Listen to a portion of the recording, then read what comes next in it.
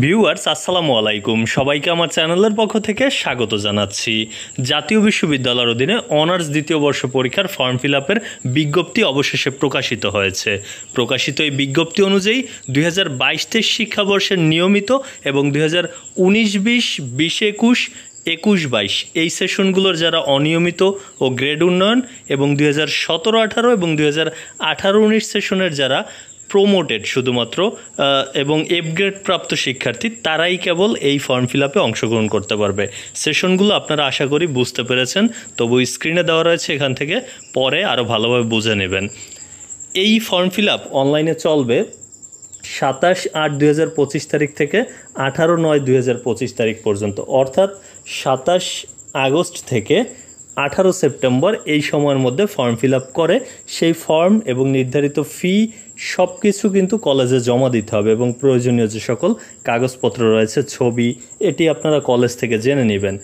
আর একটি বিষয়, এখানে ফর্ম ফিল আপের যে ফি সেটি অবশ্য দেওয়া রয়েছে, তবে ফর্ম ফিল আপের এই ফি এর বাইরে কিন্তু কলেজের বেতন বা কলেজের অন্যান্য যে চার্জ রয়েছে সেগুলো কিন্তু জমা দিতে হয়। তাই আপনি যে কলেজে পড়াশোনা করেন সেই কলেজের অফিস থেকেই জেনে নেবেন যে আপনার কত টাকা ফর্ম ফিল আপের টোটাল জমা দিতে হবে। কেননা সরকারি কলেজ যদি হয় তাহলে ফর্ম ফিল আপ ফি, বেতন এবং অন্যান্য চার্জ সহ 5 থেকে 6 হাজার টাকার মতো লাগবে। আর যদি আপনি সায়েন্স ডিপার্টমেন্টের কোনো সাবজেক্টে পড়েন সেক্ষেত্রে আরেকটু বেশি লাগবে, যেহেতু প্র্যাকটিক্যালের ফি রয়েছে। আর বেসরকারি কলেজ হলে সেখানে কিন্তু এক একটা কলেজে এক এক রকমের ফি, কারণ আপনারা জানেন যে বেসরকারি কলেজের কিন্তু বেতন অনেক টাকা।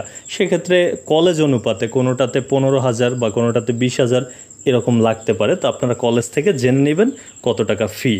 আর যে বিষয়টি ফর্ম ফিল আপ করতে হবে কোন পদ্ধতিতে সেটি কিন্তু দেওয়া রয়েছে, যে ওয়েবসাইটে সাধারণত ems.nu.ac.bd এই ওয়েবসাইটে প্রবেশ করেও কিন্তু ফর্ম ফিল আপ করা যাবে, অথবা nubd.info/honors এটিতে ক্লিক করেও কিন্তু ফর্ম ফিল আপ করা যাবে আপনার রেজিস্ট্রেশন নাম্বার এবং প্রয়োজনীয় তথ্যের মাধ্যমে। তো আপনাদেরকে আমি পরবর্তীতে যখন 27 তারিখের পর থেকে ফর্ম ফিল আপ শুরু হবে তখন ভিডিওর মাধ্যমে জানিয়ে দেব যে কিভাবে আপনি মোবাইলের মাধ্যমে বা কম্পিউটারের মাধ্যমে নিজেই ঘরে বসে ফর্মটি পূরণ করতে পারবেন। এবং পরবর্তী ধাপগুলো হচ্ছে কলেজে গিয়ে টাকা সহকারে ওই ফর্মটি জমা দিলেই কিন্তু আপনার ফর্ম ফিল আপ কার্যক্রম শেষ হবে। আশা করি বিষয়গুলো বুঝতে পেরেছেন। তবু যদি কোনো সমস্যা থেকে থাকে আপনারা কমেন্ট করে জানাতে পারেন। আপনাদের কমেন্টগুলোর যে উত্তর সেগুলো আমি দেওয়ার চেষ্টা করব। এতক্ষণ সাথে থাকার জন্য অসংখ্য ধন্যবাদ।